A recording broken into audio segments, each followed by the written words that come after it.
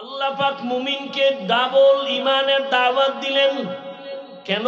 তোমার ইমানটা দুর্বল, ইমানদার দাবি করো, তোমার পর্দা ঠিক নাই, পর্দা ঠিক করে তুমি কামেল মুমিন হয়ে যাও।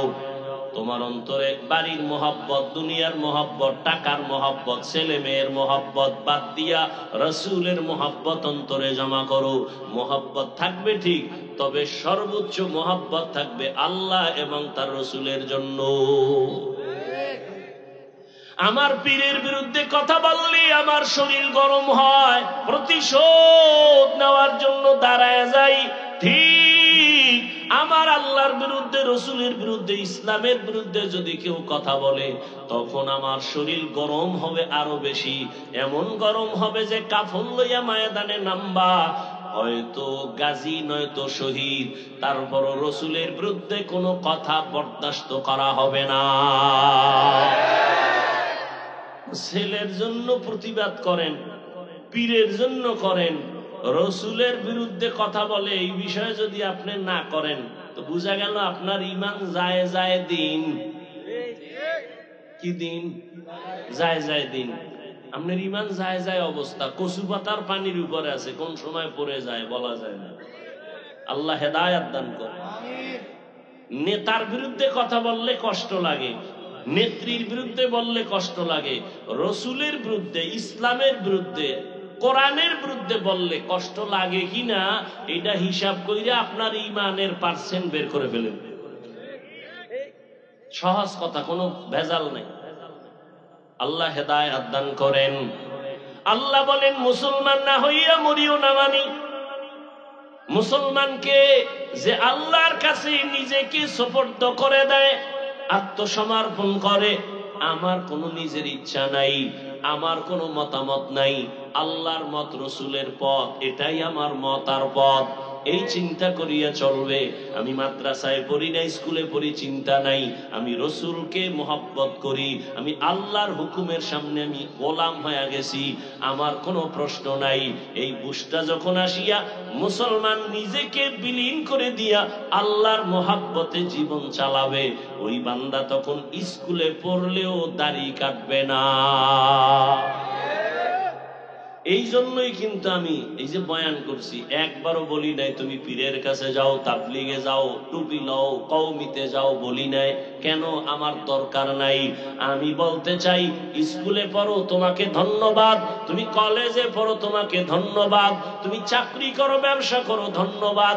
আমি দোয়া করে গেলাম, তুমি ডাক্তার হও, তুমি ইঞ্জিনিয়ার হও, তুমি প্রফেসর হও, তুমি একজন চাকরিজীবী হও, তুমি একজন ব্যবসায়ী হও, তবে একটা ছোট আমার দাবি, তুমি বেয়াদব হইও না।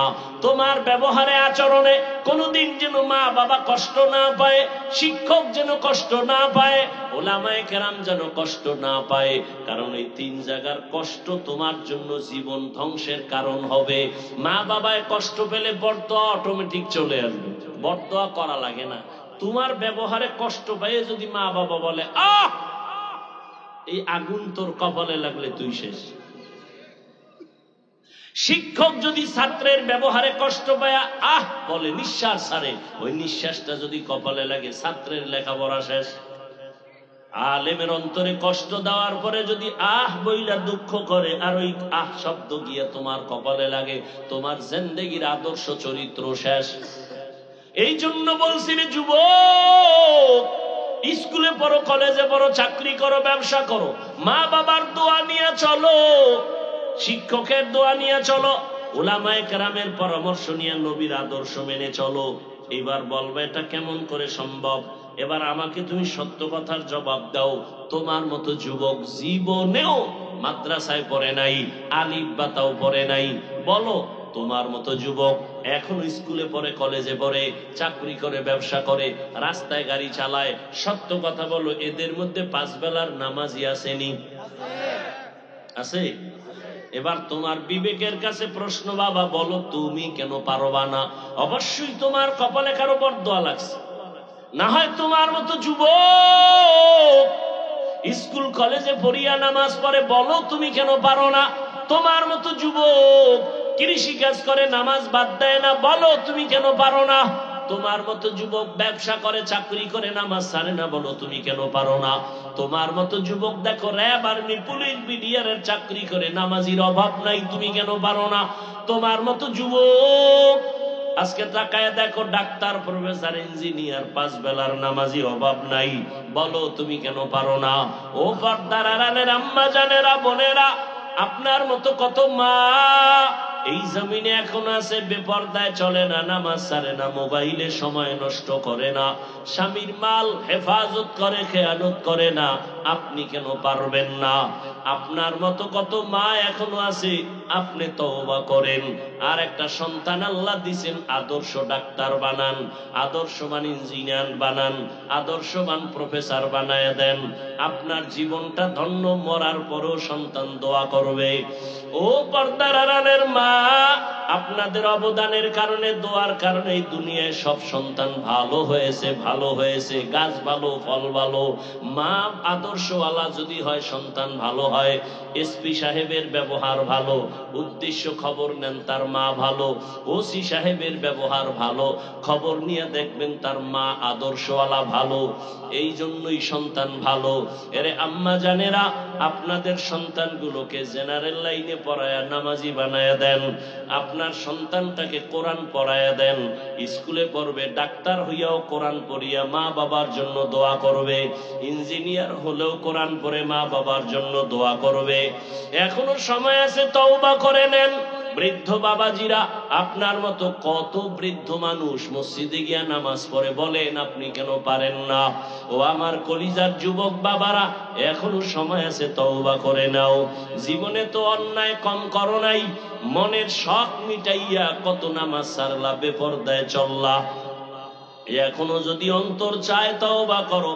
নাশহাদু আল্লা ইলাহা ইল্লাল্লাহু ওয়াহদাহু লা শারীকা লাহু লা জিদ্দা লাহু ওয়া লা নিদ্দা লাহু ওয়া লা মিসলা লাহু ওয়া নাশহাদু আন্না সাইয়্যিদানা ওয়া সানাদানা ওয়া হাবিবা রাব্বিনা ওয়া তাবিবানা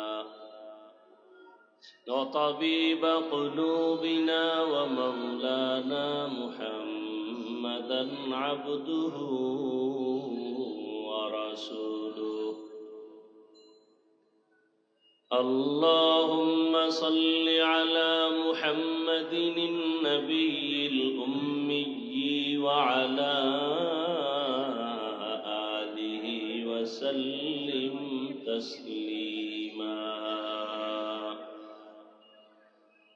وبعد فأعوذ بالله من الشيطان الرجيم بسم الله الرحمن الرحيم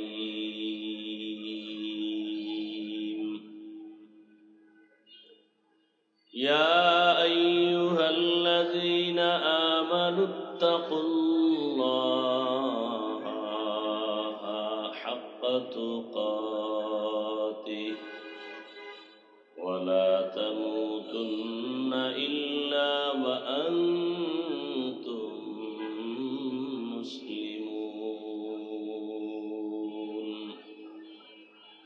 وقال رسول الله صلى الله عليه وآله وسلم ألا كلكم راعٍ وكلكم مسؤول عن رعيته أو كما قال النبي عليه الصلاة والسلام صدق الله مولانا العظيم وصدق رسوله النبي الأمي الكريم ونحن على ذلك من الشاهدين والشاكرين والذاكرين والحمد لله رب العالمين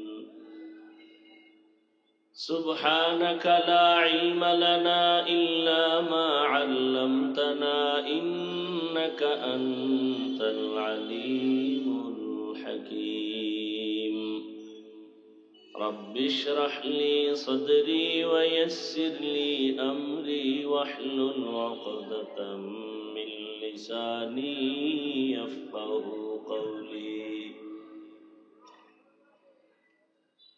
حقیقت کھل جائے گی بوقت امتحان تیرے حقیقت کھل جائے گی بوقت امتحان تیرے کہ سستی میں یا محنت میں گزاری زندگی تو نے کہ سستی میں یا محنت میں گزاری زندگی تو نے محمد نے آ کر کفر کو مٹایا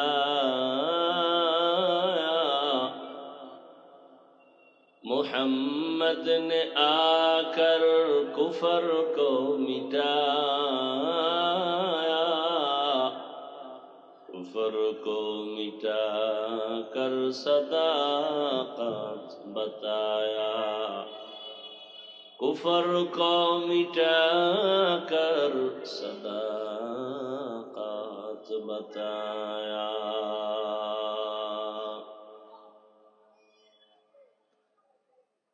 আয়েশা সিদ্দিকা রাদিয়াল্লাহু আনহা মাদ্রাসা কর্তৃক আয়োজিত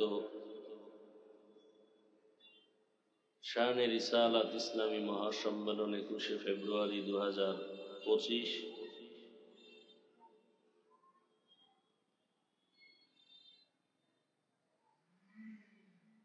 মহতি এ মাহফিলে উপস্থিত মোহতারাম সম্মানিত সভাপতি আল্লামা আব্দুর রশিদ খান দামাত বারাকাতুহুম শাইখ জাইনাল আবেদিন জালালি দামাত বারাকাতুহুম মাওলানা মাহবুব আল মাদানী দামাত বারাকাতুহুম মাওলানা আব্দুল্লাহ আল জিলানী দামাত বারাকাতুহুম সহ অন্যান্য হযরত উলামায়ে কেরাম অতিথিবৃন্দ আল্লাহ পাকের দরবারে শুকর যে আল্লাহ আমাদেরকে সুস্থ রেখেছেন এবং এই পবিত্র মজলিসে আল্লাহ আমাদেরকে হাজির হওয়ার তৌফিক দান করেছেন নিয়ামতের শুকর আদায়তে সকলেই পড়ি আলহামদুলিল্লাহ দরুদ ও সালাম সাইয়্যিদুল মুরসালিন রাহমাতুল লিল আলামিন শফিউল মুজনিবিন খাতামুন নবিয়্যিন সাইয়্যিদুস সাকালাইন ইমামুল মুরসালিন হযরত মুহাম্মদুর রাসূলুল্লাহ কি আশ্চর্য দুরূদ পড়বে নবীর উপরে এটাও ধাক্কা দিয়ে বলতে হবে তারপরে কষ্ট লাগে এগুলো এদিকে বলে সব রসুলের আশিক না চাপাবাজ হ্যাঁ দরুদ পড়লেন না আপনারাও তো চাপাবাজ দরুদ শরীফ পড়লেন না কেন এটা কোনো বাবার দেওয়া সম্পদ নাকি এটা অমুক দল পড়বে আর কেউ পারবে না কপালে দুর্গতি তো এই জন্যই আমল সাইরে দিছে এই জন্য দুর্গতি এদেশে মাদ্রাসা আলেম ওলামা কম হ্যাঁ এরপর অশান্তি কেন এত বাইরের মানুষের গাইলেইবেন কি নিজেদের আমলের হালাত যদি এমন হয় সবাই মুহাব্বতে পড়েন সাল্লাল্লাহু আলাইহি ওয়া আলিহি ওয়াসাল্লাম একবার পড়ছেন 3টা পুরস্কার পেয়ে গেছেন 10টা নেক আমল নামায় যোগ হয়েছে 10টা গুনাহ মাফ হয়ে গেছে আল্লাহর কাছে 10 গুণ মর্যাদা বেড়ে গেছে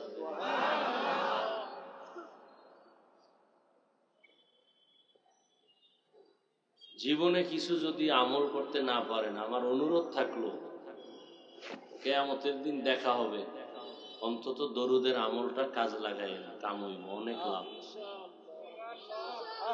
অন্যদেরকে ধাক্কা না দিয়ে নিজে দরুদের আমলটাকে নিজের জীবনের পাথেও বানায় সব সমস্যার সমাধান দরুদ শরীফ ব্যবসায় ঝামেলা দরুদের আমল করে না অসুস্থতা দরুদের আমল করে না চাকরির সমস্যা দরুদের আমল করে না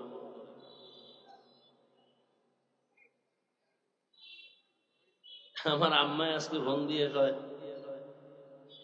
মানে আমল করে আমার জিয়ায় এই দুরুদ ওই দুরুদ কয়েকটার কথা কয়ে কয়েকটার ফজিলত কি? আমি কি আপনি যে নিয়তে পড়বেন সব নিয়ত পূরণ হবে দরুদের দ্বারা। বড় দামি এক সম্পদ, বুঝেন না। কলবে কালো পর্দা লাগাইছেন তো,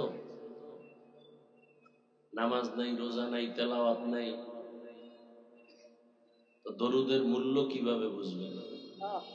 যার নাক ঠিক নেই তার কাছে কুমিল্লার রসমালাইয়ের মজা কিভাবে আসবে, ঘ্রাণ কিভাবে আসবে?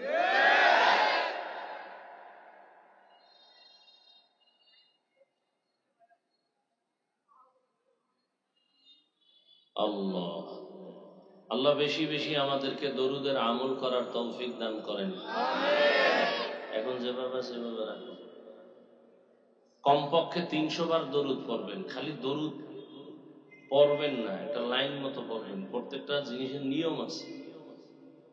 কশবার কমপক্ষে, এবং শর্ত 2টা, বিড়ি টানবেন আর দরুদ পড়বেন। হ্যাঁ, আপনাদের এই অঞ্চলে তো আবার খুব আশেকের রসুলরা বিড়ি টানে বেশি, কি মজা পায় আল্লাহ জানে। আল্লাহ হেদায়েত দান করেন। আমি মাঝে মাঝে বলি না, যারা শয়তানে ধরে কাম থুইয়া আকাম করে, কোনো কাম নাই তো, অনর্থক যেটা কোনো লাভ নাই, ক্ষতি, এটা নিয়ে পাগলের মতো ধরে। মানুষ বাঁচতে চায় বেশি, কিন্তু মেশিন যা নিয়ে ঘুরে সব তাড়াতাড়ি মরার মেশিন। এই যে মোবাইল হাতে নিয়েছে, মানে দ্রুত মরার একটা মেশিনের নাম মোবাইল। তাড়াতাড়ি মরবা, তাও কেমন মরণ যে কারো থেকে বিদায় নেওয়ারও টাইম নেই, মানে পড়বা আর মরবা। বলবে এটা আবার কেমন মরণ? হ্যাঁ, নতুন ভাবে একটা নতুন কেমন মরণের রোগ আছে। হঠাৎ রোগ নাই, মরে গেছে। কি রোগ? হঠাৎ মরলো কেন? নতুন এক হঠাৎ রোগ জন্ম নিছে। কি কথা কেন? হঠাৎ মরে গেছে। কি রোগে? স্ট্রোক করেছে। মোবাইলে আরো দেখো, আকাম আরো করো, সারা রাত মোবাইল দিয়ে ঘরের মধ্যে জেনা জেনা, চোখের জেনা, হাতের জেনা, কানের জেনা, অন্তরের জেনা করো, আরো মরবা, নিজেও মরবা, বংশের সবটিরও মাইরে থুয়ে যাবে। কারণ একটা বাবা যখন থাকে না, সংসার অন্ধকার হয়ে যায়। মা আর কি করবে? কোরআন শরীফ যদি মাথায় লইয়া 1000 বার কসম খাইয়া কই, এই জাতি মোবাইল থেকে দূরে সরবে না, আকাম করবে, প্রয়োজনে বক্তা বাদ দিবে, আকাম বাদ দিবে না। বলবে বক্তা বাদ দাও, আমরা আকাম চলবে, প্রয়োজনে মরে যাবো, গাড়ির তলে বইরে মরবো, সমস্যা কি? আমি মরলে আপনার সমস্যা কি? এত কপাল পুড়ছে। কত বড় বেয়াদব চিন্তা করেন যে আমি মোবাইল চালায় চাকার তলে পইরে মরি, তাতে আপনার কি? কত বড় বেয়াদব চিন্তা করেন যে মোবাইলের গোলাম কি পরিমাণ হয়েছে। গুনাহ করতে করতে করতে করতে এতটা নষ্ট হয়েছে, যখন ভালো কথাটা সে গ্রহণ করে না, উল্টা আরো বেয়াদবি করে। এই যে বলছি না, অনেকে মন্তব্য করবে আমি মরলে আপনার কি, আপনি আমার খাওয়ান দিবেননি, বাস বলে ফেলবে। এরকম বহু বেয়াদব আছে।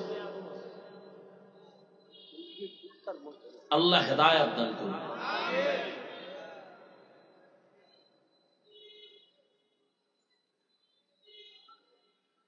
আজকের এই মাহফিল যাদের আয়োজনে আল্লাহ পাক সবাইকে কবুল করেন, এই মাহফিলের বরকতে এলাকায় শান্তি দান করেন, কবরওয়ালাদেরকে জান্নাত দান করেন।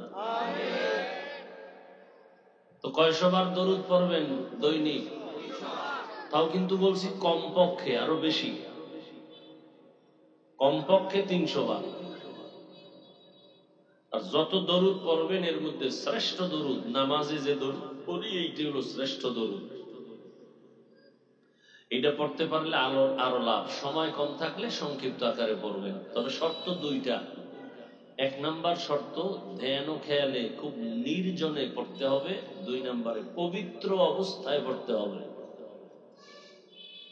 নির্জন সময় কখন? আমার দৃষ্টিতে দুইটা সময়, ঘুমের আগে বিছানায় বসে অথবা ফজরের পরে, এছাড়া নির্জন সময় নেই। বিছানায় বসে অজু সহকারে তসবি হাতে নিয়া, কি হাতে নিয়া? তসবি। বহু ভেজাল বাংলাদেশে, ধর্ম নিয়ে এই পরিমাণ ভেজাল, সারা দুনিয়ায় এই ভেজাল আছে কিনা আল্লাহ ভালো জানে। ধর্ম নিয়ে কে কার বিরুদ্ধে বলতে পারে? বলতে পারলেই মনে করে সে জান্নাত রেডি।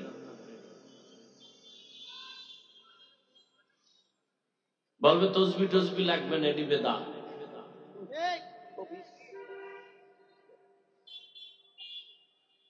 কি এরা আবার হাদিসও বলে, কি পরে আল্লাহ। আমরা হাদিস মানি আর কিছু মানি না। তো হাদিসে তসবির কথা নাই। তুমি এদেশের আলেমদেরকে শুকনা পাতা মনে করেছো?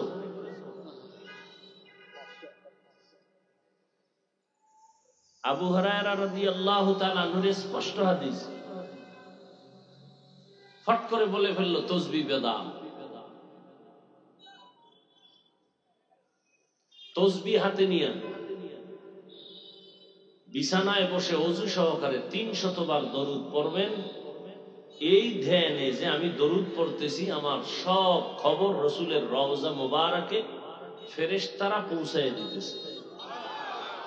আমনের মতো দাড়ি কামানেওয়ালা নাপাক মানুষের কাছে রসুল আসবে, এই ধারণা করাও গুনাহ। রসুলে তো ঠেকে না, আমনের মতো ঘুষখোরের কাছে রসুল আসবে, দাড়ি কামানেওয়ালার কাছে রসুল আসবে, মিথ্যা কথা।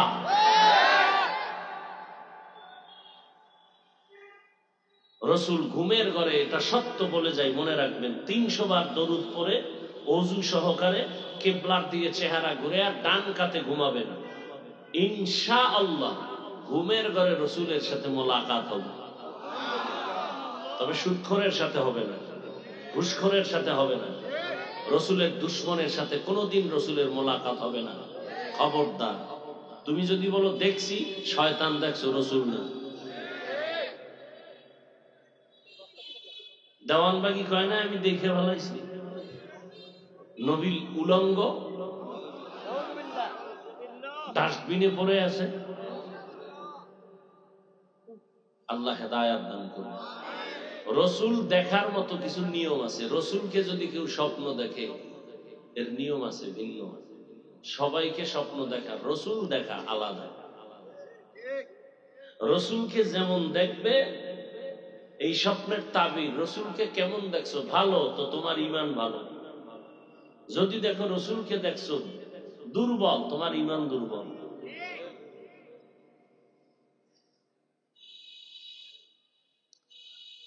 আল্লাহ আমাদেরকে দরুদের আমল করার তৌফিক দান করেন।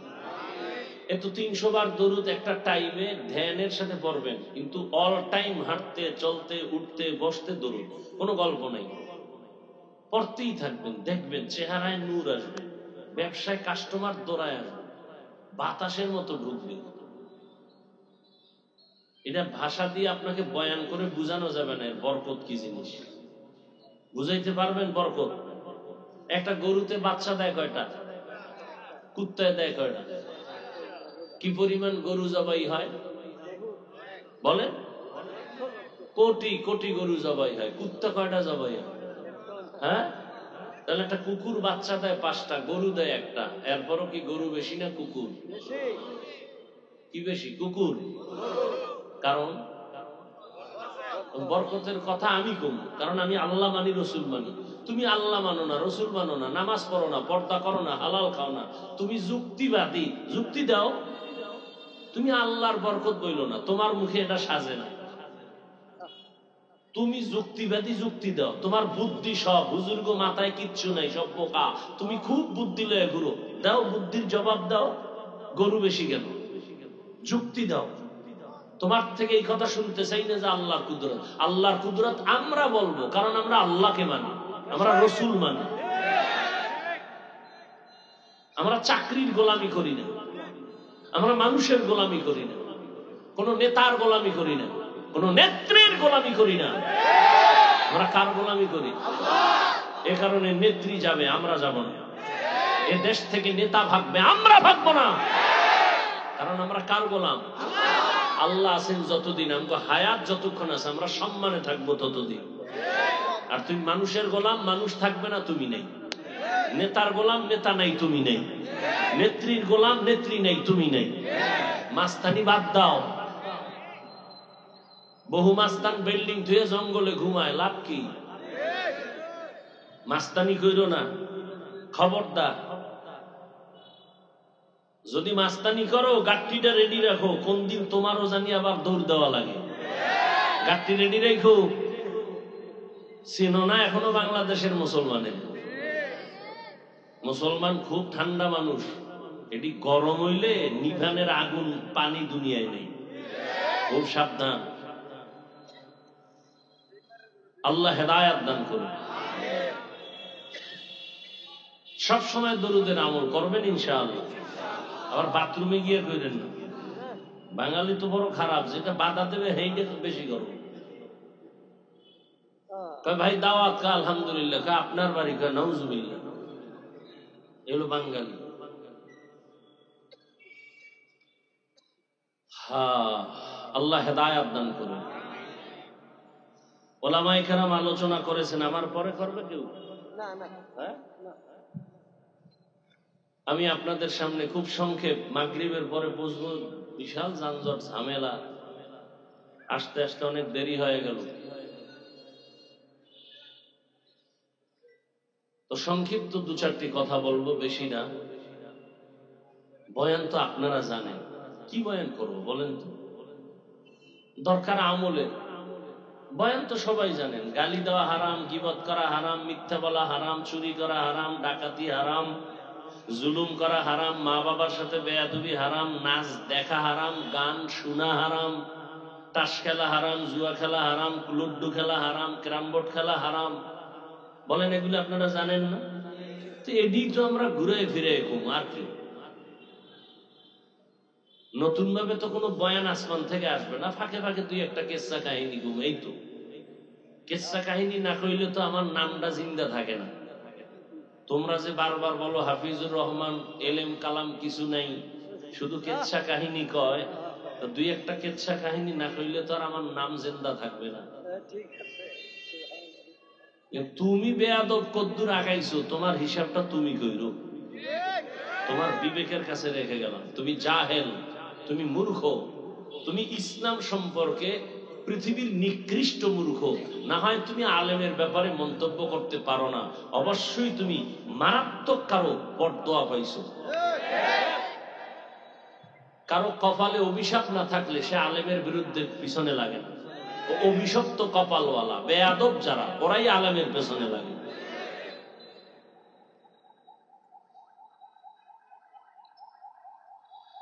তো যে আয়াত পড়লাম তরজমাটা বলে নেই। ইয়া আইয়ুহাল্লাযীনা আমানুত্তাকুল্লাহ হাক্কা তুকাতিহি ওয়া লা তামুতুন্না ইল্লা ওয়া আনতুম মুসলিমুন। হে মুমিন, আল্লাহকে ভয় করো, ভয় করার মতো হক আদায় করে। মুসলমান না হইয়া কেউ মৃত্যুবরণ করিও না। নবীজি বলেন, ক্বালা রাসূলুল্লাহ সাল্লাল্লাহু আলাইহি ওয়া আলিহি ওয়াসাল্লাম, আলা কুল্লুকুম রাঈন ওয়া কুল্লুকুম মাসউলুন আন রাইয়াতিহি। সাবধান হে উম্মত, তোমরা সবাই দায়িত্বশীল। আল্লাহর আদালতে দায়িত্বের কারণে জবাবদিহিতার কাঠগড়ায় দাঁড়াতে হবে, জবাব দিতে হবে। সাহাবায়ে কেরাম বললেন, ইয়া রাসূলুল্লাহ, দায়িত্বশীল কে কার উপর? নবী বললেন, সাহাবা, অধীনস্থ যাদের লোক থাকে, অধীনস্থদের যিনি গার্ডিয়ান হবে, গার্ডিয়ান অধীনস্থদের দায়িত্বশীল। যেমন প্রত্যেকটা সন্তান মা বাবার অধীনে, মা বাবা সন্তানের দায়িত্বশীল। প্রত্যেকটা স্ত্রী স্বামীর অধীন, প্রত্যেক স্বামী স্ত্রীর দায়িত্বশীল। প্রত্যেক ছাত্র শিক্ষকের অধীন, প্রত্যেক শিক্ষক ছাত্রের দায়িত্বশীল। প্রত্যেক মসজিদের মুসল্লি ইমাম ও খতিবের অধীন। প্রত্যেক মুসল্লিদের জন্য ইমাম ও খতিব দায়িত্বশীল। বুঝেন না? মুসল্লিদের দায়িত্বশীল কি কমিটি না ইমাম? তা কমিটি কেন? কমিটির দায়িত্ব হইল মসজিদ মেরামত করবে, বিল্ডিং এ রং লাগাইব, দোতলারে তিনতলা বানাইব, এই দায়িত্ব কমিটির। কিন্তু এখন মাস্তানি এত বাড়ছে যে মসজিদ বাদ দিয়া মুসল্লি শুদ্ধ ইমাম খতিবেরও চালাইতে চায় মাস্তানি করে কমিটি। সমস্যা কেন? শিয়ালের হাতে মুরগি, ঝামেলা এই জায়গায়। কির হাতে কি? শিয়ালের হাতে মুরগি দিয়া কয় 3 দিনের আমানত। শিয়াল বলে 1 সেকেন্ডের আমানত সম্ভব না। হ্যাঁ, তবে পেটে আমানত রাখা যাবে, ভেতরে বাইরে না। শিয়ালের হাতে মুরগি আমানত দেওয়া যেমন, ধর্মের চাবি হারামখোর সুদখোরের হাতে দেওয়াটাও তেমন। আরে হারামখোরের হাতে ধর্মের চাবি দিছে জিবরাইল। কথা বলেন না কেন? কে দিছে? এই হারামখোরের হাতে ধর্মের চাবি দিছে কে? জিবরাইল। কে দিছে? আল্লাহ। চিন্তা করেন, এদ্দুর জ্ঞান ঠিক নেই। আপনারা শয়তান। চেয়ারম্যান বানাইছে কি শয়তান না আপনারা? তা আপনারা শয়তান। মসজিদের সভাপতি বানাইছে আপনারা, তা আপনারা শয়তান। খারাপ কর না, ভিতর তো বের হয়ে গেছে আসল কথা। এই জনগণ, এই হারামখুরি জনগণ প্রার্থীর টাকা খাইছে না ভোটের আগের রাত্রে, খাইয়ে এরে উড়াইছে চেয়ারে। এলাকার বড় দামি, এরে বানাইছে সভাপতি। দামি হইলো কেমনে? অনেক বড় ভিআইপি। বুঝলা কেমনে? অনেক টাকাওয়ালা। এত টাকা পাইলো কই? যত বড় ভিআইপি তত বড় সুদখোর, যত বড় ভিআইপি তত বড় মদখোর। বুঝেননি? আল্লাহ হেদায়েত দান করে। হায় হায়, জনগণ যদি হারামখোর হয় নেতাও হারামখোর হবে, লিখে রাখবেন কথাগুলো। জনগণ সুদখোর হলে নেতাও সুদখোর হয়, জনগণ নামাজি হলে তাদের নেতাও নামাজি হয়। এটা বিস্তারিত বুঝাবার সময় নেই। তো আল্লাহ বলেন, নবী বলেন, দায়িত্বশীল মসজিদের মুসল্লিদের দায়িত্বশীল ইমাম ও খতিব। কোন কমিটির লোক মুসল্লিদের দায়িত্বশীল না, এরা মসজিদ মেরামতের দায়িত্বশীল। মুসল্লিদের ধর্মীয় বিষয় টোটালটাই দায়িত্ব পালন করবে ইমাম ও খতিব। নামাজের টাইম কখন হবে, একামত কয়টায় হবে, আজান কত টাইমে হবে, ইফতারি কখন হবে, বয়ান কত টাইম হবে, নির্ধারণ করবে মসজিদের সর্বোচ্চ সম্মানের ব্যক্তি ইমাম ও খতিব। এগুলো চলে? হ্যাঁ, আমি হাফিজুর রহমান কইয়া যাই, এ কোন মসজিদে যদি কোনো খতিব কয়, ইমাম কয়, সূর্য ডুবার আগে নাই। ওই যে শিয়ালের হাতে মুরগি। হুজুর ওয়াজ করবেন, রাজনীতি করবেন না। কি করবেন না? বয়ান করবেন, রাজনীতি করবেন না। ওলামায়ে কেরাম রাজনীতির বয়ান যদি করেন, কোরআন থেকে ওই কথাই বলেন। সুলাইমান নবী দেশ চালায়া যে রাজনীতি করছেন, কোরআনের তাই বলেন। ইউসুফ নবী মিশর চালাইছেন, কোরআনে ঘটনা নাই? ওলামায়ে কেরাম তো তাই বলেন। চান্দাবাজি আর ধান্দাবাজির কথা তো বলেন না। এরপরও যদি বলেন হবে না, মেনে নিলাম, আধা মিনিট কোন রাজনীতির চলবে না। কিন্তু প্রশ্ন, সেই স্টেজে নেতাদের বক্তব্য হয় কেন? পোস্টারে নাম আসে কেন? মসজিদে চলবে না রাজনীতি, সেখানে ভোট চাওয়া হয় কেন? গরম বাতি মিলাই বেজা। আর কত মুসলমান এত টেনশন কেন? এ দেশ আমার, এ দেশ আমার, আমি এদেশের জন্মভূমির আমি সন্তান। এদেশে মাদ্রাসা, মসজিদ, আলেম ওলামা, মুসলমান সর্বোচ্চ লেভেলে আছে। অতএব মুসলমানের ব্রুদা যে বলবে, সে মুসলমানের কাতারে তাকে রাখার কোনো সুযোগ নেই। ভয় পাও কেন? ভয় পাই তো হারাম কথা আমিও খাইছি। ভয় তো এই জায়গায়, তোমার স্ত্রীও দিন তুমি হুকুম দিবা নামাজ পড়ো, পর্দা করো, তুমি হুকুম দিতে ভয় পায় কেন? ওই যে যৌতুকের নামে বউয়ের থেকে পায়খানা খাইছি না, এই জন্য একটু দুর্বলতা রয়ে গেছে। এজন্য বউরে অর্ডার দিতে পারে না। আছে না নাই? কি খাইছে? কি যৌতুক? যৌতুক খাইছিনি? আপনাকে কসবা এলাকায় নাই? কথা সত্য কথা বলতে টেনশন করেন কেন? যৌতুক আছে তো। যেই বিয়ে যৌতুক হয় ওই বিয়ের সংসারটা কেন শান্তির সংসার হবে বলেন? এ সারা দুনিয়ার হুজুরেরা দোয়া করলেও তো কাজ হবে না। যৌতুক যারা খায়, যারা নেয়, যারা দেয়, যারা সহযোগিতা করে, সবাই জালেম, ডাকাত, চোর, ছোট লোকের বাচ্চা, ফকিন্নি। এদের মতো মানবতার দুশ্মন। এরা দেশের দুশ্মন, নারীর দুশ্মন, আমার রসুলের দুশ্মন, এরা ইসলামের দুশ্মন। এদের মতো ইতর, এদের মতো ছোট লোক, এদের মতো ফকিন্নির বাচ্চা, এদের মতো বেলাজা, এদের মতো বেহায়া ডাকাত জমিনে আর কেউ নাই। আরো কি কইলে লজ্জা হবে? দুই একটা ভাষা আমারে শিখা।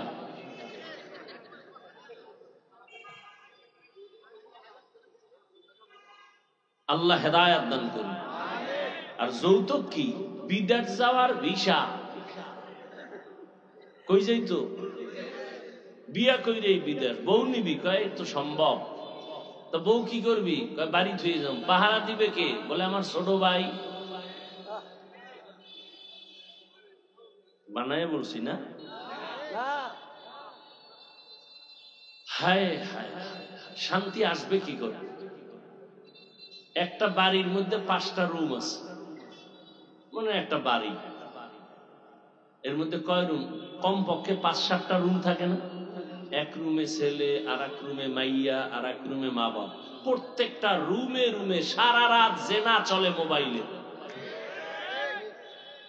মাইয়াও মোবাইলে জেনা করে, চোখের জেনা, কানের জেনা, হাতের জেনা, অন্তরের জেনা। ছেলে আর এক রুমে মোবাইলের জেনা। মা বাবা ওদিকে মোবাইল নিয়ে তর্ক। স্বামী স্ত্রীর মাঝখানে মিল নাই, মোবাইল।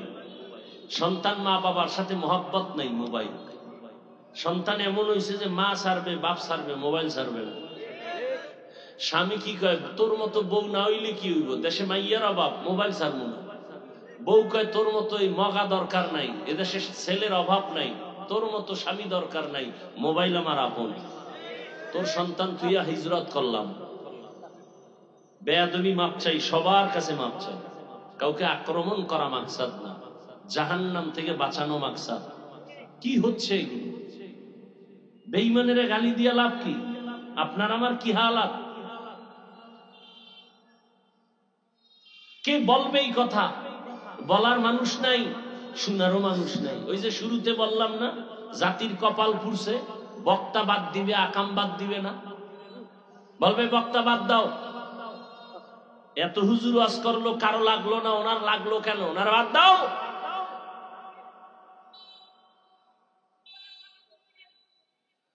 বলবে এটি ওয়াজ আর ওয়াজ নাই।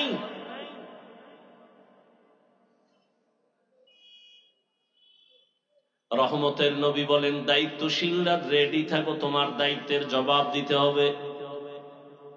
একজন সাহাবী দাঁড়ায় বললেন, ইয়া রাসূলুল্লাহ, আমার অধীনেও কেউ নাই, আমিও কারো অধীনে নাই, আমি একা। আমার মা নাই, বাবা নাই, ছেলে মেয়ে স্ত্রী কেউ নাই, আমি একা। আমার দায়িত্ব কি? রহমতের নবী বললেন, সাহাবী, আপনি আপনার অঙ্গ প্রত্যঙ্গের দায়িত্বশীল। আল্লাহ দুটো হাত দিছেন একটা ডিউটি করার জন্য, দুটো চোখ দিছেন ডিউটির জন্য। আলাদা কাজ আছে। কিয়ামতের দিন এগুলোর ব্যাপারে আল্লাহ জিজ্ঞাসা করবেন, চোখের ডিউটি পালন করছনি? হাতের ডিউটি পালন করছনি? অনেক গুনাহগারেরা ভয়ে, শাস্তির ভয়ে পালন না করো, বলবে করেছি। আল্লাহ তখন জিহ্বাটারে বন্ধ করে হাতকে বলবে, তুই তোর হক আদায় করছিস। আল-ইয়াওমা নাখতিমু আলা আফওয়াহিহিম ওয়া তুকাল্লিমুনা আইদিহিম ওয়া তাশহাদু আরজুলুহুম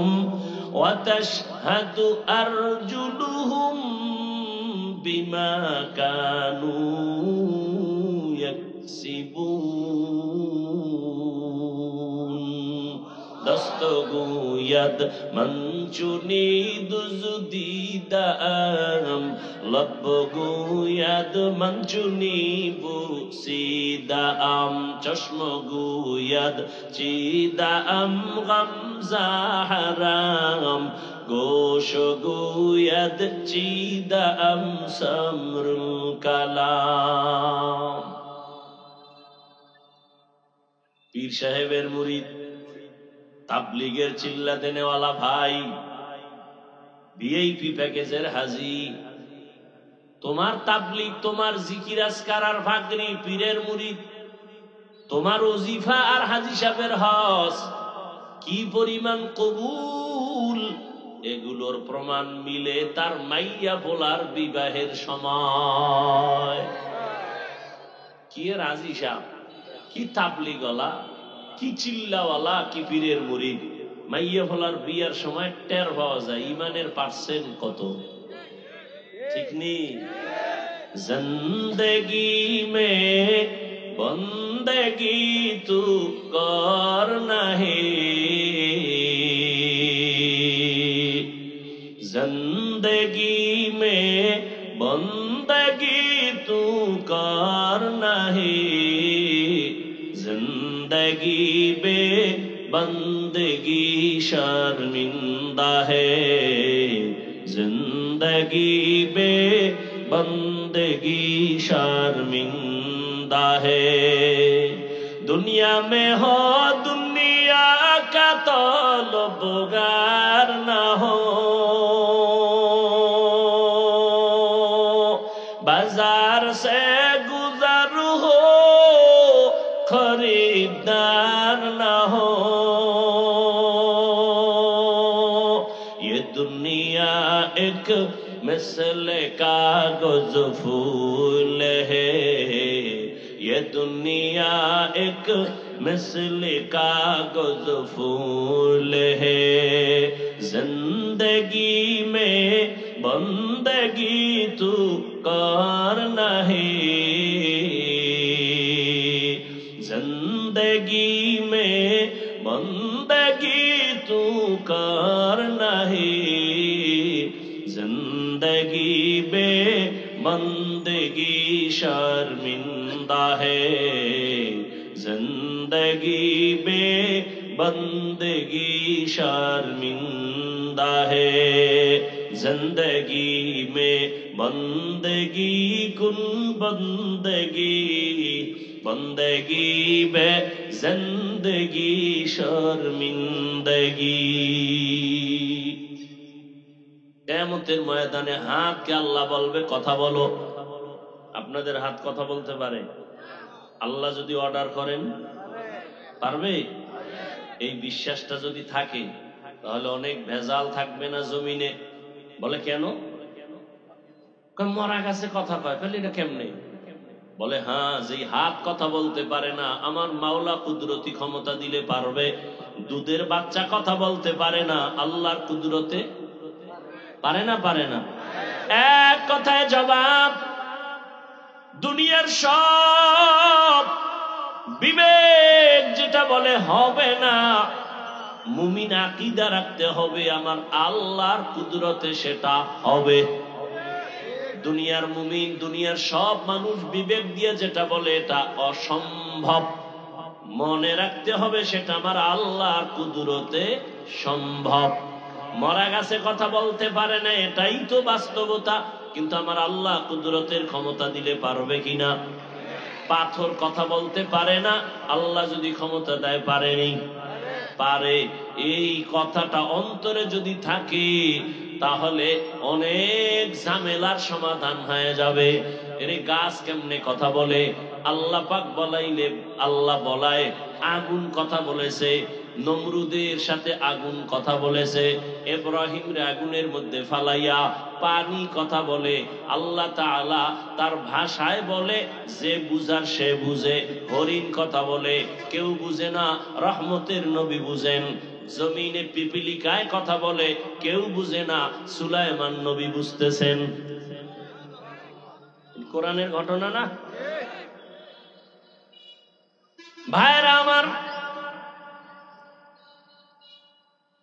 আল্লাহর কুদরতে হাত কথা বলবে, হে মালিক হাত দিয়া মা বাবার কল্যাণে কাজ করবে, করে নাই, বরং এই হাতের দ্বারা মানুষের উপরে জুলুম করেছে, কলমটা উল্টা দিকে ব্যবহার করেছে।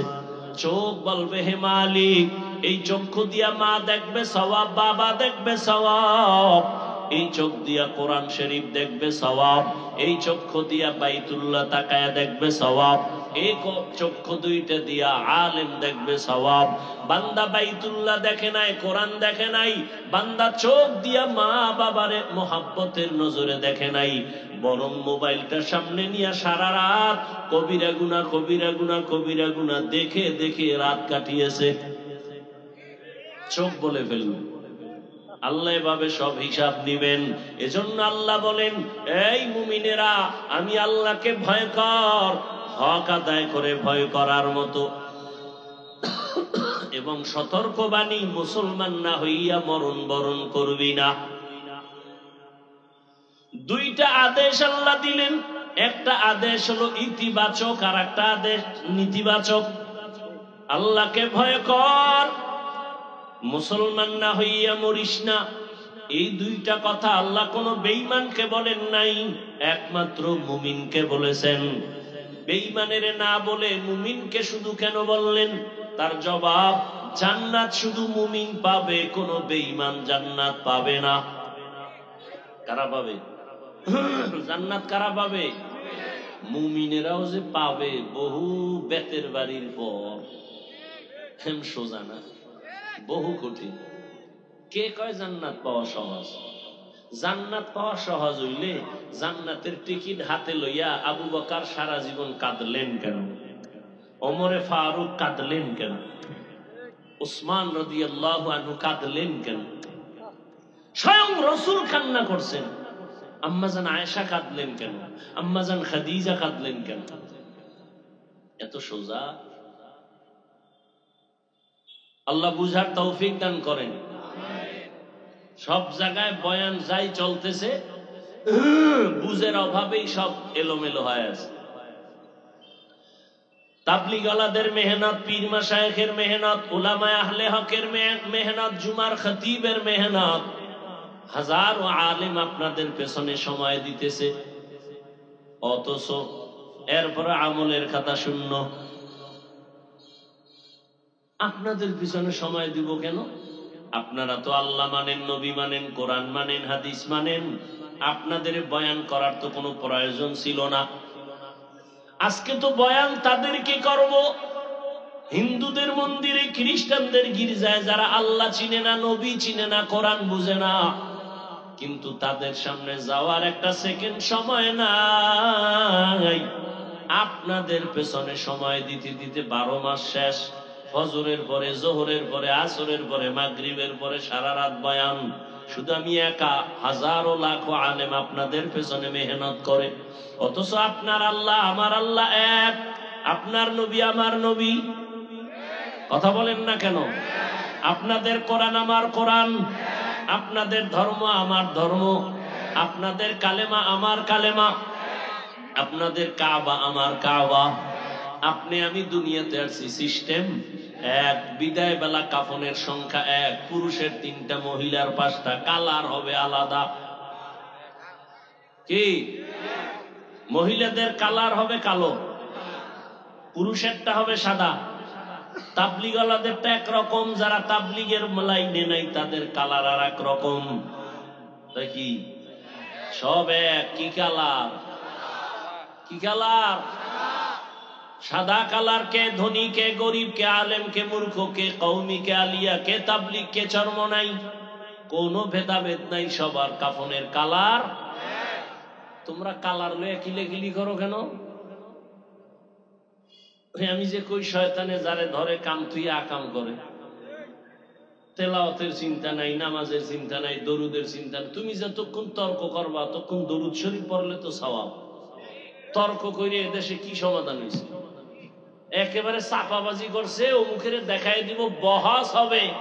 বাংলাদেশে বহাস কইরা কি হইছে? কিচ্ছু হয় নাই, দ্বন্দ্ব ছাড়া। বরং যে লাইনে আসিল হে লাইনে আরো মজবুত হয়ে গেছে।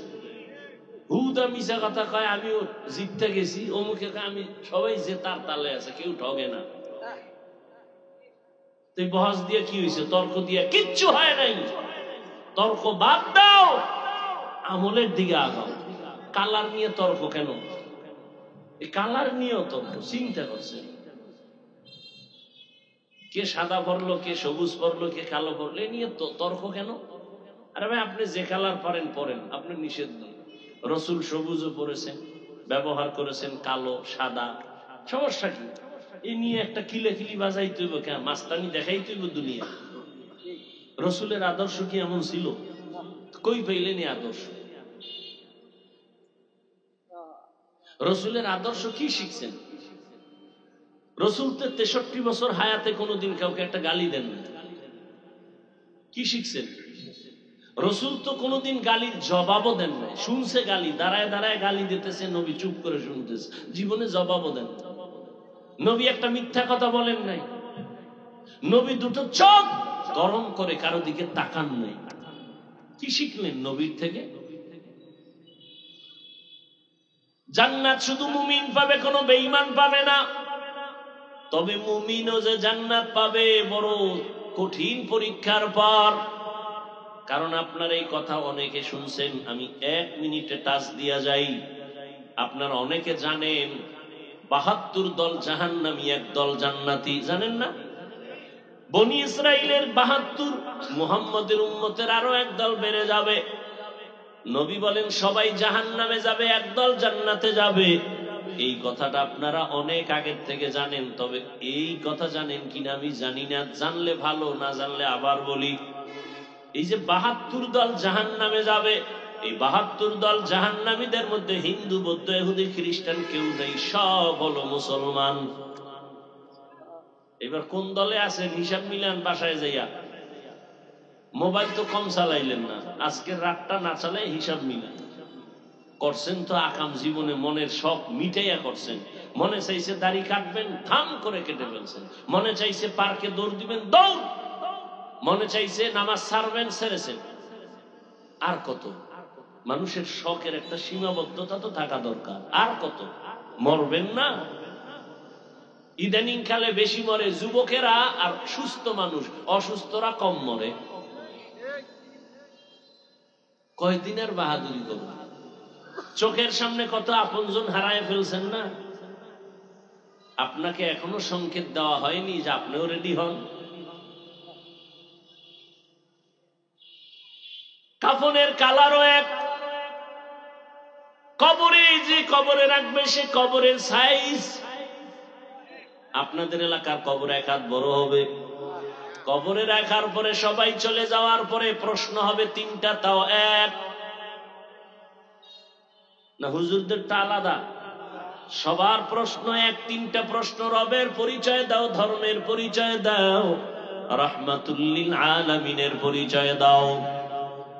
আল্লাহ এক, নবী এক, কোরআন এক, কাবা এক, ধর্ম এক, কালেমা এক, কবর এক, কাফন এক, কালার এক, প্রশ্ন এক। তাহলে আপনাদের বয়ান করব কেন? কিন্তু কেন টেন নাই, আপনাদের পেছনে ঘুরতে ঘুরতে ঘুরতে ঘুরতে ঘুরতে ঘুরতে পাগল হয়ে গেছি। ঘুমানোর টাইম নেই, খাওয়ানোর চিন্তা নাই, মাইয়া বলার চিন্তা বাদ, উম্মতের পেছনে আলেমরা দৌড়ায়। এজন্যই তো সেদিন ঢাকায় বলেছিলাম, এরে যুবক, এই দুনিয়ায় তুমি যাকে আপন মনে কইরা পেছনে দৌড়াইয়া নামাজ ছাড়ছো, আল্লাহর কসম ও তোর আপন না। ও তোরে জবাই করার জন্য বড় দুশ্মন, তোরে মারার জন্য আলাদা দুশ্মন লাগবে না। তুই যার পিছনে ঘুরো, সেই তোরে মেরে ফেলবে যদি বাগে কম পড়ে যায়। ও চান্দাবাজার ধান্দাবাজ, আল্লাহর জাতের কসম, এই দুনিয়ায় তোমার নিঃস্বার্থ আপন একমাত্র উলামায়ে কেরাম। আলেম ছাড়া তোমার কেউ আপন নাই। দেখো না কেমনে বুঝামু, সময় খুব কম। সরকারি বেসরকারি চাকরি করে একজনে, কয় ঘন্টা টাইম চাকরির? আর তাড়াতাড়ি বলেন। 8 ঘন্টা। নিম্নে বেতন কত? নিম্নে 15-20 হাজার ধরেন, 20,000 টাকা বেতন, ডিউটি 8 ঘন্টা। টেবিলের তলে আরো কত, আর মা খালারা মুক্তার দানা থুইয়া গেছে, ওটি খাইব বইয়া বইয়া। ঠিক নেই? হায় হায় হায়, এবার বলো, ইমাম সাহেব যে মসজিদে নামাজ পড়ায় ডিউটি কয় ঘন্টা? কও। বেতন কত?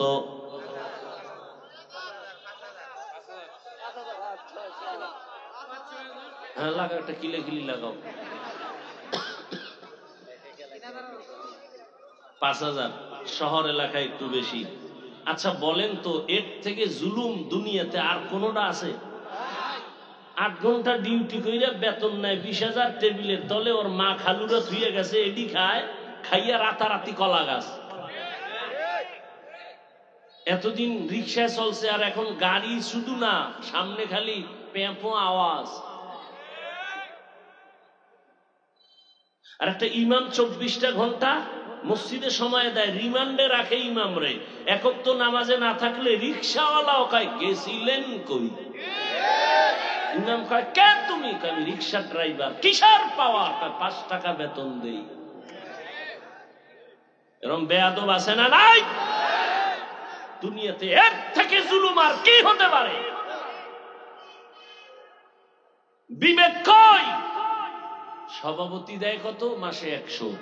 বাকি কত? কয় 13 মাস। সেক্রেটারি বেতন কত? কয় 50 টাকা দেয়। বেশি দেওয়া যাইব না, তাহলে সভাপতির উপরে উঠতে যাইব।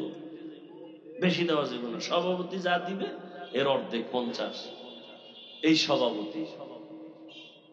আর ওয়ার্ডের মেম্বার হবে, এই জন্য রাতে হাতিয়া মারছে 2 কোটি। কথা কয় না? খালি একটা মেম্বারের পদ নিবে, হইতে পারে কিনা এটার খবর নাই, খালি পদটা নিয়ে দাঁড়াইবে, এতে 2 কোটি নাই। আর ইমামের বেতন 100 টাকা, তাও ঠিক মতো দেয় না। ওই আমি এই মসজিদে নামাজ পড়াইতাম ছাত্র জীবন, তো সেক্রেটারি অস টস করতাম, তো টাকা টাকা তেমন আর টেনশন। মাঝে মাঝে কইতাম, ওই সেক্রেটারি সব বেতন দিক মন দেন না। কয় আমার ঘরে চাউল নেই। আমি একদিন কি, আপনি তো মসজিদের টাকা দিয়ে চাউল খান? ঠিকই আল্লাহর কুদরত পরে শুনছি, আমি চলে আসছি অনেক পরে শুনছি মরে গেছে, মদ পান কইরা ওই অবস্থায় মারা গেছে। এগুলো সেক্রেটারি। আল্লাহ হেদায়াত দান করুন। এই যে 5,000 টাকা দিলেন, 24 ঘন্টা রিমান্ডের মাইরে রাখলেন ইমাম রে, কোনদিন ইমাম সাহেব কারোর সাথে খারাপ ব্যবহার করছে? যখনই দোয়া করে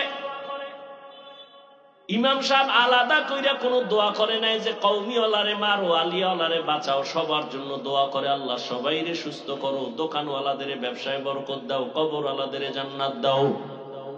কোনদিন একটা গালিও দেয় না, কোনদিন নামাজে ঝামেলাও করে না, বরদোয়াও করে না।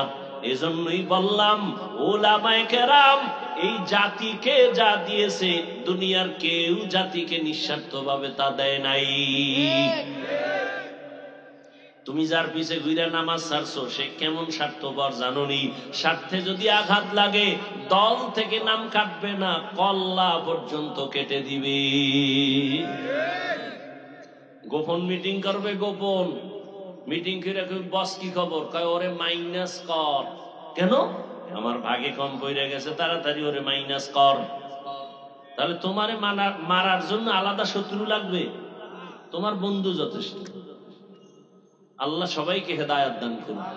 বেয়াদবি ক্ষমা চাই, বারবার ক্ষমা চাই, আমার ব্যক্তিগত স্বার্থ না, আমি তোমার কল্যাণকামী, কলিজা দিয়া মহব্বত করি, না হয় এই কথা বলতাম না।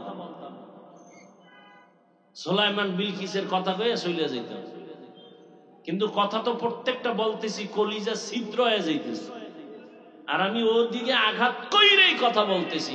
দেখেনি মানুষগুলো একটু দিনের দিকে আসে কি? আমি একবারও এই যে বলতেছি, বয়ান করলাম প্রায় 1 ঘন্টা, আমি একবারও কি বলছি পাঁচকল্লি ভরো আমার মতো? বলো, আমি কওমি মাদ্রাসার তাজা সন্তান। আমি একবারও কি বলছি যে কওমি মাদ্রাসায় যাও?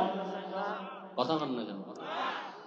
আমি একবারও বলি নাই তাবলিগে যাও, অথচ আমি তাবলিগের লাইনের তাজা সন্তান। আমি পীরের মুরিদ। শুধু আমি মুরিদ না, আমি বাংলাদেশের কঠিন মুরিদ। কেমন কঠিন?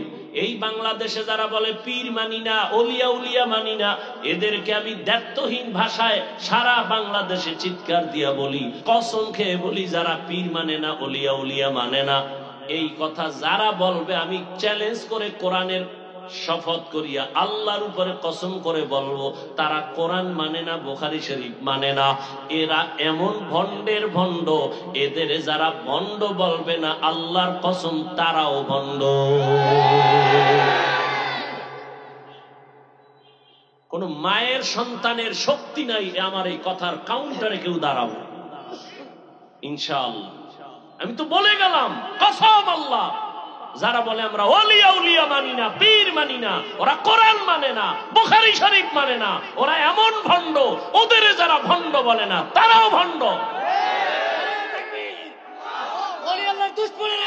ভাইরা আমার, আল্লাহ বলেন আমাকে ভয় করো হক আদায় করে, হাক্কা তুকাতি। সাহাবায়ে কেরাম পেরেশান হয়ে গেলেন, ইয়া রাসূলুল্লাহ, আল্লাহ যত বড় তার হক আদায় করে ভয় করা সম্ভব না। নবীও পেরেশান হয়ে গেলেন। আল্লাহ পাক জিবরাইল আমিনকে পাঠায় বলে, নবীরে গিয়ে পেরেশানি দূর করে দাও, আয়াত নতুন করে দিয়া দাও। জিবরাইল আইসা সান্ত্বনার আয়াত দিয়ে বললেন, নবী ইত্তাকিল্লাহা মাস্তাতাতুম, আল্লাহর হক আদায় করে বান্দার ভয় করার প্রয়োজন নাই, বরং বান্দা সাধ্য মতো আল্লাহকে ভয় করবেন। এখন আমি যদি আপনাদের জিজ্ঞাসা করি, আপনারা কারা কারা আল্লাহকে ভয় করেন, যদি প্রশ্ন করি, সবাই হাত উঠাবে না? অথচ এখানে বহু আশিকে রাসূল আছে, ফজর পড়ে নাই, জোহর করে নাই, মাগরিব পড়ে নাই, আসর পড়ে নাই, এশাও পড়ে নাই, সেও হাত উঠায় বলবে আমি আল্লাহকে ভয় করি। আমি নামাজ পড়িয়া বলি আল্লাহকে ভয় করি। আপনি দাড়ি কাটিয়া বলেন ভয় করি, আমি দাড়ি রেখে বলি আল্লাহকে ভয় করি। আপনি বেপর্দায় চলেন বলেন আল্লাহকে ভয় করি, আমি পর্দা রক্ষা করিয়া চলার চেষ্টা করিয়া বলি আল্লাহকে ভয় করি। দুই ভয় কি সমান? সমান না। মূলত আপনি ভয় করেনই না, আপনি ভয় জিনিসটা বুঝেনি না। একটা যে মানুষ সাপরে বড় ভয় পায়, সাপকে ভয় পাওয়ার ব্যাখ্যা কি? সে সাপ ধরবে না, সাপ যেখানে থাকবে সেখানেও যাবে না। মাঝে মাঝে ঘুমের মধ্যে বলবে সাপ সাপ ভয়ে। একটা সন্তান মা বাবাকে ভয় করে, প্রমাণ মা বাবার সামনে সন্তান অন্যায় করে না, বেতের বাড়ির ভয়ে। একটা ছাত্র শিক্ষকের ভয় করে, প্রমাণ শিক্ষকের সামনে ছাত্র অন্যায় করে না, বেতের বাড়ির ভয়। তিনের মধ্যে যেই বান্দা আমার আল্লাহকে ভয় করবেন, ওই বান্দা গলায় ছুরি লাগাবে, দাড়ির মধ্যে অস্ত্র লাগাবে না। হরকে দারদ खौफ हकदार दिल मदम जन्नतुल मअवा देहद उरा मकाम जुज़बा हक़ची ज़े मखाज़ इंसो जा फज़ले उआ मस्ते दर जुमला जहां। আল্লাহর ভয় অন্তরে ঢুকাইয়া গুনাহ থেকে নিজেকে বাঁচাইও। যে আসলে আল্লাহকে ভয় করবে, ওই বান্দা গুনাহ থেকে নিজেকে বাঁচায় রাখবে, গুনাহ করবে না। আল্লাহ দ্বিতীয় আদেশ দিয়া বলেন, ওয়ালা তামুতুন্না ইল্লা ওয়া আনতুম মুসলিমুন। মুসলমান না হইয়া মরিও না। কথাটা আল্লাহ মুমিনকে বলেছেন, এই মুমিন মুসলমান না হইয়া মরিস না। তার মানে ব্যাখ্যা দেওয়ার সময় নাই। আল্লাহ মুমিনকে মুসলমান হইয়া মরতে বললেন, কেমন যেন বোঝা যায় আমি মুমিন হইছি, এখনো মুসলমান হইতে পারি নাই। আল্লাহ অন্য আয়াতে বলেন, ইয়া আইয়ুহাল্লাযীনা আমানু দুখুলু ফিস সিলমি কাফা ওয়া লা তাত্তাবিউ খুতুওয়াতিশ শাইতান ইন্নাহু লাকুম আদুউম মুবিন। ও মুমিনেরা, ইসলামের মধ্যে পরিপূর্ণ প্রবেশ করো। আল্লাহ আরো স্পষ্ট করে আর এক আয়াতে বলেন, ইয়া আইয়ুহাল্লাযীনা আমানু আমিনু বিল্লাহি ওয়া রাসূলিহি। ও মুমিন, আল্লাহর উপরে রাসূলের উপরে ঈমান আনো। আল্লাহ এবং রাসূলের উপরে ঈমান আনার কারণেই তো বান্দা মুমিন। আবার কেন ঈমান আনতে বলে? ঈমানদারদেরকে আল্লাহ ডবল ঈমানের দাওয়াত দিয়া বুঝাইলেন। আমি আল্লাহ যদি মুমিনের ডবল ঈমানের দাওয়াত দিতে পারি, মুসলমান হইয়াও মুসলমানের কালেমার দাওয়াত দিতে পারবে কি পারবে না? আল্লাহ তো গাইবের মালিক, জানতেন দুনিয়ার মুসলমান হইয়া মুসলমানের প্রশ্ন করে উল্টা পাল্টা ভেজাল লাগায় দিবে। আল্লাহ পাক মুমিনকে ডাবল ইমানের দাওয়াত দিলেন। কেন? তোমার ইমানটা দুর্বল, ইমানদার দাবি করো, তোমার পর্দা ঠিক নাই, পর্দা ঠিক করে তুমি কামেল মুমিন হয়ে যাও। তোমার অন্তরে বাড়ির মোহাব্বত, দুনিয়ার মোহাব্বত, টাকার মোহাব্বত, ছেলে মেয়ের মোহাব্বত বাদ দিয়া রাসূলের মোহাব্বত অন্তরে জমা করো। মোহাব্বত থাকবে ঠিক, তবে সর্বোচ্চ মোহাব্বত থাকবে আল্লাহ এবং তার রাসূলের জন্য। আমার পীরের বিরুদ্ধে কথা বললে আমার শরীর গরম হয়, প্রতিশোধ নেওয়ার জন্য দাঁড়ায় যাই। ঠিক আমার আল্লাহর বিরুদ্ধে, রসুলের বিরুদ্ধে, ইসলামের বিরুদ্ধে যদি কেউ কথা বলে, তখন আমার শরীর গরম হবে আরো বেশি। এমন গরম হবে যে কাফন লইয়া ময়দানে নামবা, হয়তো গাজী নয়তো শহীদ, তারপর রসুলের বিরুদ্ধে কোনো কথা বরদাস্ত করা হবে না। ছেলের জন্য প্রতিবাদ করেন, পীরের জন্য করেন, রসুলের বিরুদ্ধে কথা বলে এই বিষয়ে যদি আপনি না করেন, তো বোঝা গেল আপনার ইমান যায় যায় দিন। কি দিন? যায় যায় দিন। আপনার ইমান যায় যায় অবস্থা কচু পাতার পানির উপরে আছে, কোন সময় পড়ে যায় বলা যায় না।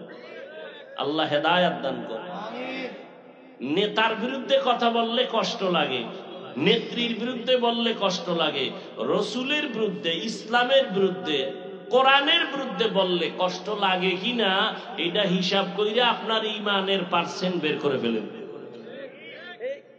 সহজ কথা, কোনো ভেজাল নেই। আল্লাহ হেদায়েত দান করেন। আল্লাহ বলেন মুসলমান না হইয়া মরিও না। মানি মুসলমানকে যে আল্লাহর কাছে নিজেকে সুপর্দ করে দেয়, আত্মসমর্পণ করে, আমার কোনো নিজের ইচ্ছা নাই, আমার কোনো মতামত নাই, আল্লাহর মত, রসুলের পথ, এটাই আমার মত আর পথ, এই চিন্তা করিয়া চলবে। আমি মাদ্রাসায় পড়ি না, স্কুলে পড়ি, চিন্তা নাই, আমি রসুলকে মহব্বত করি, আমি আল্লাহর হুকুমের সামনে আমি গোলাম হয়ে গেছি, আমার কোনো প্রশ্ন নাই। এই বুঝটা যখন আসিয়া মুসলমান নিজেকে বিলীন করে দিয়া আল্লাহর মহব্বতে জীবন চালাবে, ওই বান্দা তখন স্কুলে পড়লেও দাড়ি কাটবে না। এই জন্যই কিন্তু আমি এই যে বয়ান করছি, একবারও বলি নাই তুমি পীরের কাছে যাও, তাবলিগে যাও, টুপি লও, কওমিতে যাও, বলি নাই। কেন? আমার দরকার নাই। আমি বলতে চাই, স্কুলে পড়ো তোমাকে ধন্যবাদ, তুমি কলেজে পড়ো তোমাকে ধন্যবাদ, তুমি চাকরি করো, ব্যবসা করো, ধন্যবাদ। আমি দোয়া করে গেলাম, তুমি ডাক্তার হও, তুমি ইঞ্জিনিয়ার হও, তুমি প্রফেসর হও, তুমি একজন চাকরিজীবী হও, তুমি একজন ব্যবসায়ী হও, তবে একটা ছোট আমার দাবি, তুমি বেয়াদব হইও না। তোমার ব্যবহারে, আচরণে কোনদিন যেন মা বাবা কষ্ট না পায়, শিক্ষক যেন কষ্ট না পায়, ওলামায়ে কেরাম যেন কষ্ট না পায়। কারণ এই তিন জায়গার কষ্ট তোমার জন্য জীবন ধ্বংসের কারণ হবে। মা বাবায় কষ্ট পেলে বরদোয়া অটোমেটিক চলে আসবে, বরদোয়া করা লাগে না। তোমার ব্যবহারে কষ্ট পাইয়ে যদি মা বাবা বলে, আহ এই আগুন তোর কপালে লাগলে তুই শেষ। শিক্ষক যদি ছাত্রের ব্যবহারে কষ্ট পায় আহ বলে, নিঃশ্বাস ছাড়ে, ওই নিঃশ্বাসটা যদি কপালে লাগে ছাত্রের লেখাপড়া শেষ। আলেমের অন্তরে কষ্ট দেওয়ার পরে যদি আহ বইলা দুঃখ করে, আর ওই আহ শব্দ গিয়ে তোমার কপালে লাগে, তোমার জিন্দেগির আদর্শ চরিত্র শেষ। এই জন্য বলছি রে যুবক, স্কুলে পড়ো, কলেজে পড়ো, চাকরি করো, ব্যবসা করো, মা বাবার দোয়া নিয়ে চলো, শিক্ষকের দোয়া নিয়ে চলো, উলামায়ে কেরামের পরামর্শ নিয়ে নবীর আদর্শ মেনে চলো। এবার বলবে এটা কেমন করে সম্ভব? এবার আমাকে তুমি সত্য কথার জবাব দাও। তোমার মতো যুবক জীবনেও মাদ্রাসায় পড়ে নাই, আলিফ বাতাও পড়ে নাই, বলো তোমার মতো যুবক এখনো স্কুলে পড়ে, কলেজে পড়ে, চাকরি করে, ব্যবসা করে, রাস্তায় গাড়ি চালায়, সত্য কথা বলো, এদের মধ্যে 5 বেলার নামাজি আসেনি? আছে? এবার তোমার বিবেকের কাছে প্রশ্ন, বাবা বলো তুমি কেন পারবা না? অবশ্যই তোমার কপালে কারো বরদোয়া লাগছে, না হয় তোমার মতো যুবক স্কুল কলেজে পড়িয়া নামাজ পড়ে, বলো তুমি কেন পারো না? তোমার মতো যুবক কৃষি কাজ করে নামাজ বাদ দেয় না, বলো তুমি কেন পারো না? তোমার মতো যুবক ব্যবসা করে চাকরি করে নামাজ ছাড়ে না, বলো তুমি কেন পারো না? তোমার মতো যুবক দেখো র্যাব আর্মি পুলিশ বিডিআরের চাকরি করে নামাজির অভাব নাই, তুমি কেন পারো না? তোমার মতো যুবক আজকে তাকায় দেখো ডাক্তার প্রফেসর ইঞ্জিনিয়ার 5 বেলার নামাজি অভাব নাই, বলো তুমি কেন পারো না? ও পর্দার আড়ালের আম্মা জানেরা বোনেরা, আপনার মতো কত মা এই জমিনে এখন আছে বেপর্দায় চলে না, নামাজ ছাড়ে না, মোবাইলে সময় নষ্ট করে না, স্বামীর মাল হেফাজত করে, খেয়ানত করে না, আপনি কেন পারবেন না? আপনার মতো কত মা এখনো আছে, আপনি তওবা করেন। আর একটা সন্তান আল্লাহ দিবেন, আদর্শ ডাক্তার বানান, আদর্শবান ইঞ্জিনিয়ার বানান, আদর্শবান প্রফেসর বানায় দেন, আপনার জীবনটা ধন্য, মরার পরেও সন্তান দোয়া করবে। ও পর্দার আড়ালের মা, আপনাদের অবদানের কারণে, দোয়ার কারণে এই দুনিয়ায় সব সন্তান ভালো হয়েছে, ভালো হয়েছে, গাছ ভালো, ফল ভালো। মা আদর্শওয়ালা যদি হয়, সন্তান ভালো হয়। এসপি সাহেবের ব্যবহার ভালো, উদ্দেশ্য খবর নেন তার মা ভালো। ওসি সাহেবের ব্যবহার ভালো, খবর নিয়ে দেখবেন তার মা আদর্শওয়ালা ভালো। এই জন্যই সন্তান ভালো।